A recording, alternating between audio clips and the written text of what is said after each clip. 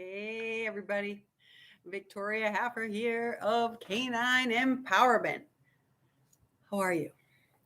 So, I wanted to come on and talk to you a little bit about reactivity, dog on dog reactivity, and dog on person reactivity. It's probably one of the most common challenges, problems that my clients have, my dog clients have, that I get, talk to about consultations. And, there's so many reasons why we wind up with it could definitely be a bad experience with your dog who's had a bad experience with other dogs or other people, perhaps at like a dog park or something, which I'm not.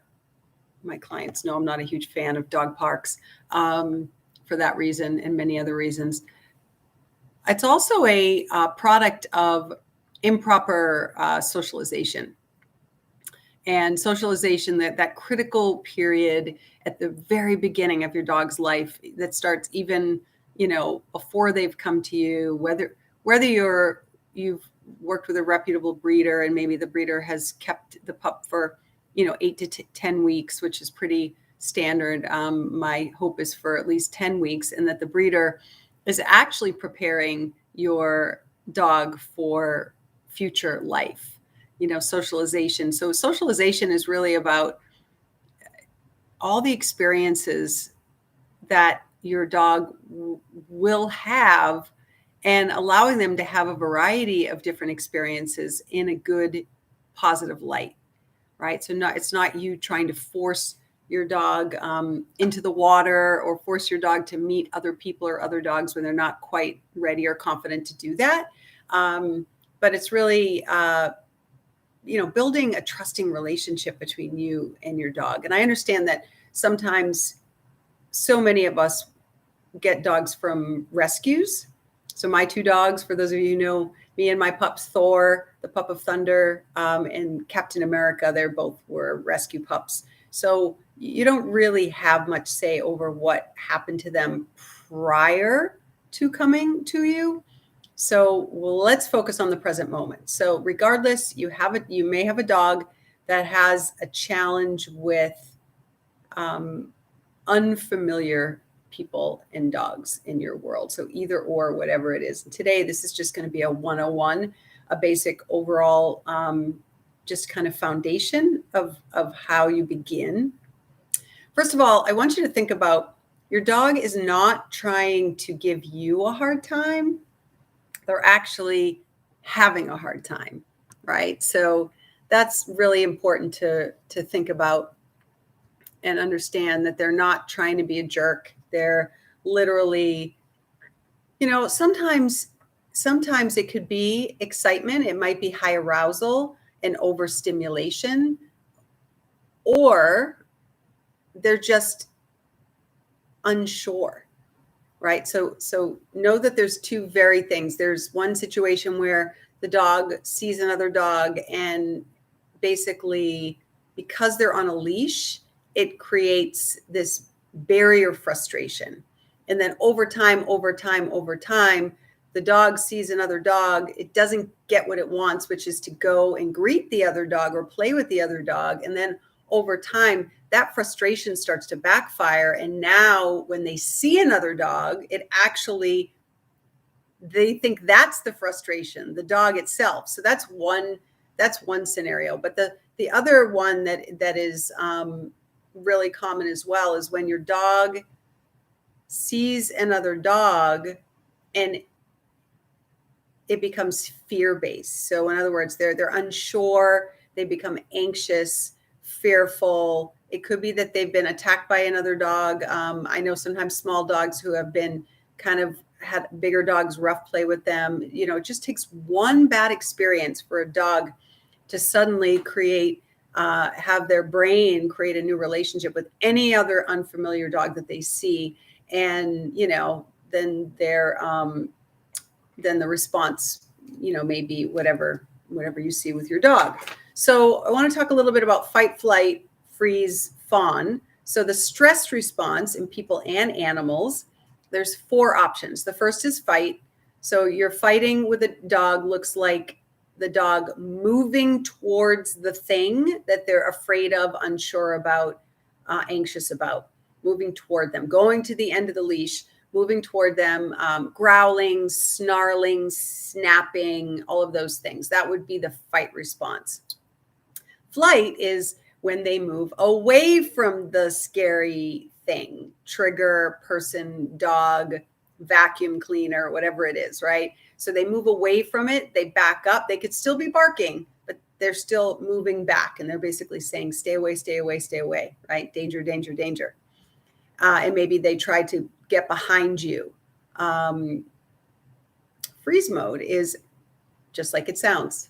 Basically, your dog kind of stops like a deer in headlights. They're so nervous, scared, or stressed out that they can't even move. And I have that happen with my sweet Thor when we give him a bath. He's not a big fan of the water. So when we give him a bath, he just kind of goes into freeze mode. Or sometimes you'll see it with dogs who, you know, it's Halloween and you think it's going to be adorable to put some kind of a costume on them, and then you put it, or a sweater, and you put it on, and they don't move.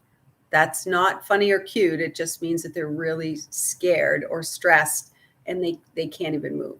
So you definitely want to build up, you know, recognize those signs and symbols, you know, when your dog is doing something like that, and that they're communicating to you that I'm uncomfortable here. I don't like this. Fight, flight, freeze, and fawn. Fawning is one that often people aren't too familiar with. Fawning is is when your dog is being very submissive in their behaviors, and they always need to be near you, and they're trying to lick you. Over the licking, it can become a little bit of an OCD behavior in your dogs, and it's sort of like or maybe they lay on their back and they show you their belly. So they're like, I'm going to go along, whatever you want. Don't worry, I'm not going to hurt you. I come in peace. So that's that behavior. So fight, flight, freeze, and fawn. Now, it doesn't mean that your dog only does one thing, but just take a moment and just think about it. What is the typical reaction or response of your dog when they go into that state of being fearful, unsure, or anxious? Okay. So a couple of first steps. First of all, the tips, the techniques that I teach my clients, I always teach them to in a very low distraction area. So typically we start in the house where you're going to get your lowest level of distractions, the least amount of people, you know, no TV is on, anything. It's just, okay, let's just learn the basics and learn the, you know, whatever it be, wherever it be, the invitation or the let's go or the scatter game, whatever training tool that I teach you, you really need to master that under low level distractions. And then over time, we start to add in, we start to increase the distractions. You know, things like, you know, you'll notice that often a lot of my clients will say, oh, my dog's great inside, but as soon as we go outside, they ignore me. And that's because you didn't bridge the gap between inside the house under the lowest level of distractions to outside with, you know, airplanes and cars and skateboards and birds and squirrels. Oh my, right? All those things. So that's really important. You start inside the house. The other thing is you want to find the highest jackpot treat available to your dog. Every dog is different, and every dog will be food motivated. If you say, well, my dog isn't that food motivated, then be sure to either train before breakfast or absolutely while you're in training mode over the next weeks or months of time. You want to cut the meals back. You want to kind of cut breakfast and dinner in half or even less. And then because you're going to be feeding these nutritious, high-value treats, I highly recommend dehydrated, freeze-dried treats. Something that has no other additives to it. Definitely make sure there's no grain or carbs or sugar or anything like that. So, and then you're going to explore and find out what makes your dog go crazy. Is it venison? Is it salmon? Is it fresh chicken? Maybe some cheese. And then you want to rotate so that, it's always stays fresh for them and they never know exactly what they're going to get.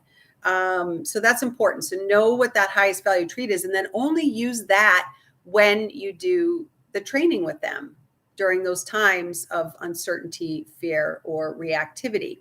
Now, your goal is to keep your dog below threshold, which means that we don't ever want them to get to that point that they go ballistic or go to the end of the leash or look like they want to, eat that other dog or person in that space. So it's really important for you to be super present in the moment when you're with your dog and you start to move some of these training techniques outside.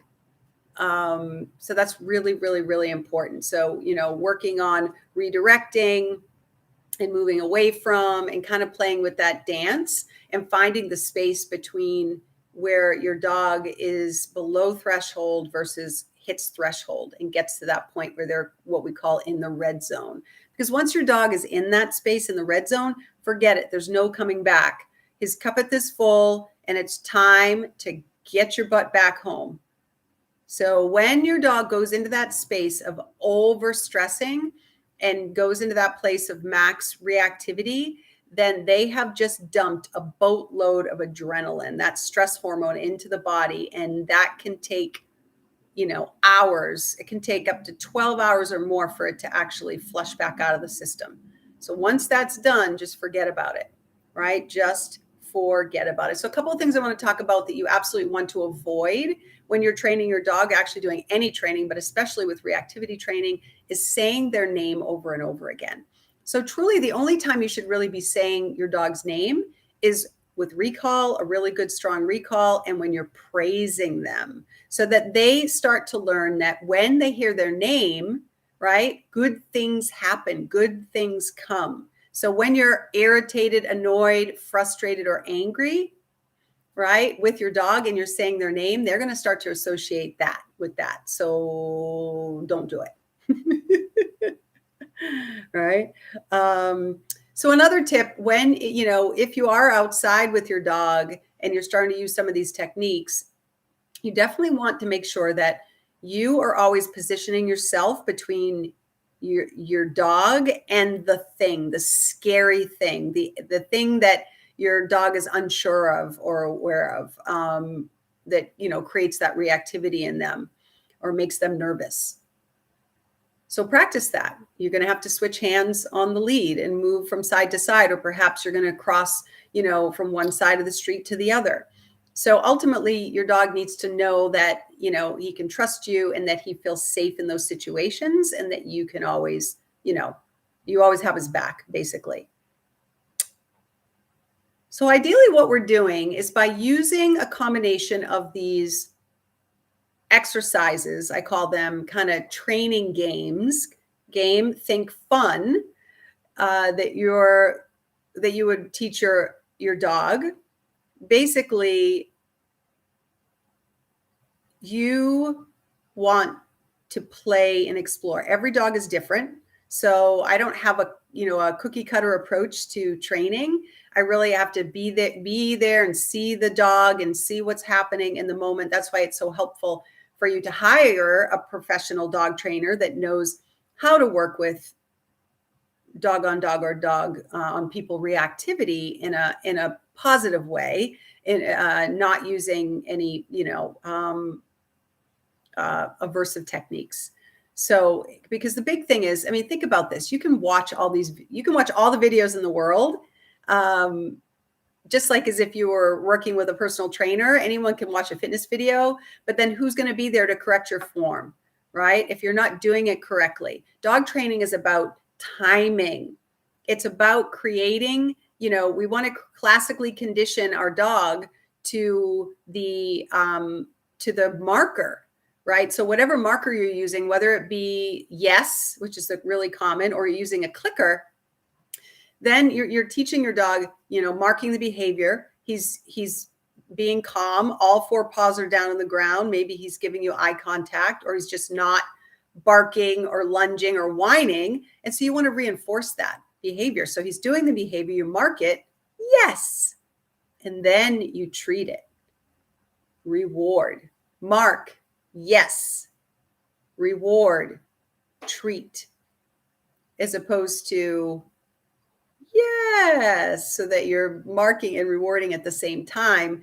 The whole point is that we want to classically condition the marker, whether it be click or a short word, so that your dog knows that something good is coming or on its way, right? Mark, reward, release. And I have another video in Canine Empowerment in the on the channel that you can see that talks more about that. So again, so positioning you between your pup, that's really important. Get your high value treats. Now, a lot of times what happens is people will tell me, well, my dog won't eat treats when he's outside. If a dog is not appetitive, that absolutely tells you that they're above threshold, or if you just fed them. So it's really important that if you do work with a dog that is reactive, you want to plan it so that you want to make sure they're really hungry, right? When they go out to, when you start to do some of this training, and keep it in short periods of time, right? Do your best to kind of keep the distance between you and the possible trigger. And then what you're doing is you're going to eventually build up, right? So first of all, any time of behavior change, true behavior change that you want to achieve with your dog is a combination of desensitization and counter conditioning. So desensitization is basically where you are exposing your pup, your dog, to the thing, right, at very low levels, whatever that thing is that creates the reactivity or the fearfulness or the anxiety at a very low level. So it may be that, when your dog sees another dog from 5 houses away, he's okay. But maybe if it's 2 houses away, that's too close. So you need to do your detective work and figure out where is that space that my dog is okay. And then you want to work at that space. And at that point, basically you're working with auto look, which again is a video in my channel. You can look up that auto look, and also the scatter game. And another exercise that I teach as a fun training game is let's go, where you kind of run in a playful way away from the trigger. So anyways, that's a start. I'd love to hear your comments and questions in below. And if you haven't already, please subscribe to my channel, Canine Empowerment. This is Victoria Haffer, and I want to hear from you. This is really important stuff. This is, like I said, probably the most common reason why I speak with people on the exploration calls. And if you do want to chat, please reach out to me. If you're on Facebook, I have a Facebook group called Empowered Dog Moms. So feel free to join us in there, and have a whoop-tastic day.